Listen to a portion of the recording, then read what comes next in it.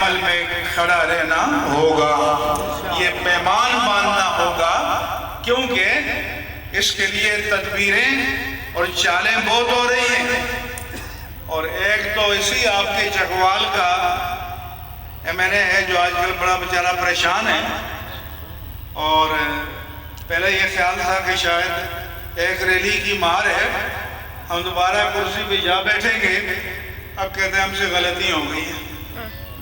اب معافی مانگنے کے لیے بھی تیار ہے، لیکن اس کو بھی سب سے زیادہ تکلیف دین کی ہے۔ اس لیے یہ کانفرنس اور اس طرح کی جتنی کانفرنسیں ہوں ان میں بنیادی مشن یہ ہونا چاہیے۔ دوسری بات یہ ہے کہ آپ 25 لاکھ ووٹ لیں، 50 لاکھ ووٹ لیں، لیکن جب تک آپ سسٹم میں کھڑے نہیں ہیں تو تب تک آپ کی آواز کو سنا نہیں جا رہا۔ اس لیے میں نے ہر دور میں کہا، کہتے ہیں جی راستے کیوں بند ہو جاتے ہیں، سڑکیں بند کر دی جاتی ہیں، یہ بند کریں تو ٹھیک ہے، یہ اپنے اقتدار کے لیے بند کریں تو ٹھیک ہے،